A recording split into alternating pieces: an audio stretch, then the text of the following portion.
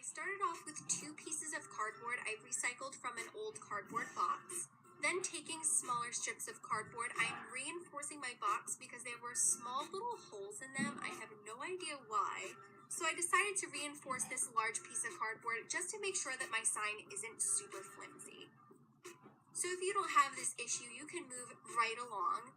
And now it's time to decorate. So I'm taking this really gorgeous floral print wrapping paper that has all sorts of fall colors on it, super perfect for this. And then using my pretty mediocre wrapping skills to tape down the edges of the wrapping paper.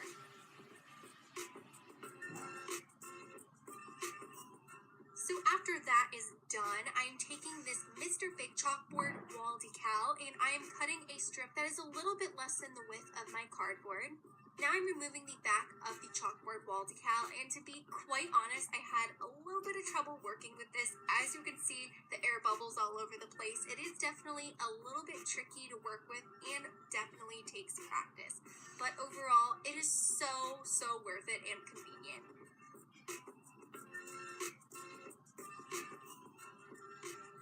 So to make the edges look a little bit more clean, I'm taking smaller strips of pink duct tape and lining my chalkboard. Then to complete the sign, repeat these steps for the other piece of cardboard, wrap it, and then you're pretty much done. So I'm attaching the 2 pieces together using yellow duct tape, but you can use whatever you would like to attach the pieces together. And finally, time to decorate the menu and write down all the yummy things that you will be eating for Thanksgiving. That's basically it for this DIY. It literally came out so cute, and it's so much fun to decorate.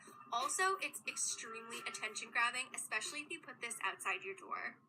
To add a nice quick pop of color to your dining room, if you have a chandelier hanging over your table, all you gotta do is add some leaves. So I'm taking this beige string and cutting about 1 foot pieces. Then with some fake vinyl leaves, I got these from the dollar store for $1 for a giant pack of them. Start cutting holes into the middle of the leaves, making sure you don't make the holes too big. Now with the strings you cut out, tie knots and make sure to leave spaces in between each knot. So the purpose of doing that is taking your leaves and stringing them onto your string. The knots on the string are to make sure that each leaf is spaced out evenly.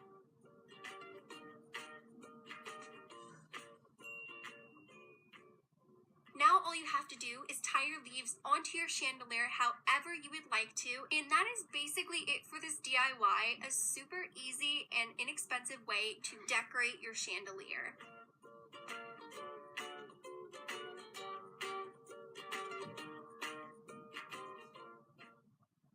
Moving on to table decorations. So the first thing I'm going to be showing you guys are these leaf cutout lanterns.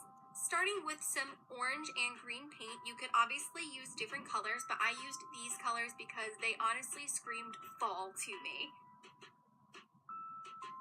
Now adding a little bit of gloss Mod Podge to the paint. This is going to make the paint semi-transparent when we paint our vase.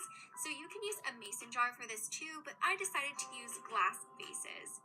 To paint on the leaves, use a leaf stencil. I made my own by cutting out an image from Google. Then put your stencil onto the surface, and with a sponge brush, paint outwards from the edges of the stencil. Then quickly remove the stencil before painting the rest of your vase or jar. And repeat this to however many lanterns you are going to make. Let the paint dry for your little jars, lanterns, whatever you want to call them. And after the paint is dry, taking a glass candlestick, I'm lining the top rim with some hot glue, then pressing my glass vase I painted on top.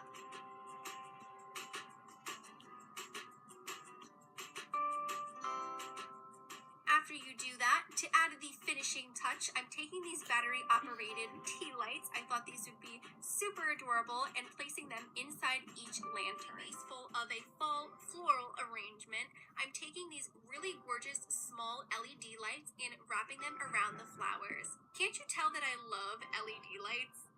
And that is basically it for all of these DIYs to decorate your home for Thanksgiving.